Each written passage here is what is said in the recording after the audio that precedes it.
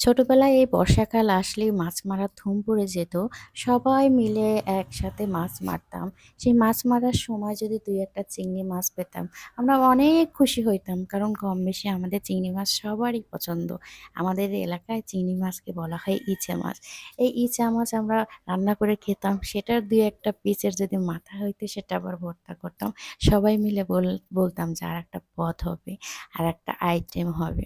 যাই হোক ছোটবেলার কথা সবারই মনে থাকে, স্মৃতি হয়ে থাকে। মাঝে, মাঝে যখন মনে হয় আমার খুবই ভালো লাগে, মন চায় সেই ছোটবেলাতে চলে যাই।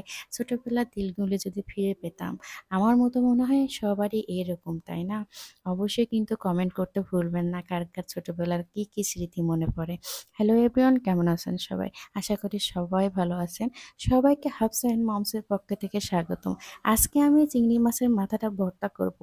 বের করেই ধুচ্ছিলাম আর চিন্তা করতেছিলাম সেই ছোটবেলার কথা। ছোটবেলায় কোথায়, কোথায় কি করেছি না করেছি সবগুলো কথা মনে পড়ে। জানেন মাঝে, মাঝে না আমার মনে পড়ে একা, একাই হাসি, একা, একাই খুব ভাবি। তো আমার মতো কে, কে ভাবে? তো চিংড়ি মাছের মাথা অনেকেই অনেকভাবে ভর্তা করে থাকে। চিংড়ি মাছের ভর্তা কে নাই যে পছন্দ করে না। যারা, যারা চিংড়ি মাছ খায় তারা কিন্তু এই ভর্তাটা বেশি মিস করে আর বেশি পছন্দ করে। তো চিংড়ি মাছের মাথা অনেকভাবেই ভর্তা করা যায়। আমি আজকে ভর্তা করব পটল দিয়ে, পটলের খোসা দিয়ে ভর্তা করা যায়, মিষ্টি লাউয়ের খোসা দিয়ে ভর্তা করা যায়। অনেকে অনেকভাবে ভর্তা করে থাকে। সবভাবেই ভালো লাগে, যে যেভাবেই করুক না কেন, অনেক ভালো লাগে চিংড়ি মাছের মাথাটা। আমি এখানে পটল আর চিংড়ি মাছের মাথাটা হালকা করে ভেজে নিয়েছি। আর পটলের খোসা যেহেতু থাকবে এটা হালকা সিদ্ধ করে নিয়ে পাটায় পিষে ভর্তা করা। উফ! জানেন আমার কাছে না গোস্ত মাছ মনে হয় কিছুই মনে হয় না। এই ভর্তা ছানি মানে চিংড়ি মাছের মাথার ভর্তাটা একটু হলেই ভালো লাগে। আর পেট ভরে খাওয়া হয়ে যায়। অবশ্যই কিন্তু কমেন্ট করে ভুলবেন না কে, কে আপনারা চিংড়ি মাছের ভর্তাটা পছন্দ করেন আর কে, কে করেন না।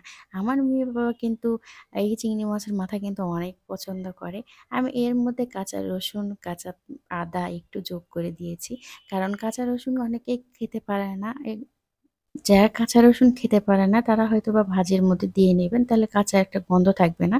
অনেকে এই কাঁচা রসুনের গন্ধটাই বেশি ভালোবাসে বা বেশি পছন্দ করে। আমার কিন্তু এই কাঁচা রসুনের উম গন্ধটা অনেক ভালো লাগে। তো ফাইনালি আমার ভর্তা হয়ে গেছে। আমি কিন্তু ভর্তা শেষ করে খাওয়া-দাওয়া শুরু করে দিয়েছি। ভর্তাটা হলে আসলে আমি লোভ সামলাতে পারি না। আমি ভর্তাটা হলে আগে ভর্তা দিয়েই আমি আগে ১ প্লেট ভাত খেয়ে নিই। আর অবশ্যই কিন্তু কমেন্ট করতে ভুলবেন না কে, কে চিংড়ি মাছের মাথা ভর্তা পছন্দ করেন, কে, কে করেন না। আর সবাইকে, সবাইকে অনেক, অনেক ধন্যবাদ হাফসা অ্যান্ড মমসের পক্ষে থাকার জন্য। আর বেশি, বেশি করে সাপোর্ট করবেন আর আমাদের সাথেই থাকবেন। দেখা হবে নতুন কোনো ভিডিওতে। আল্লাহ হাফেজ।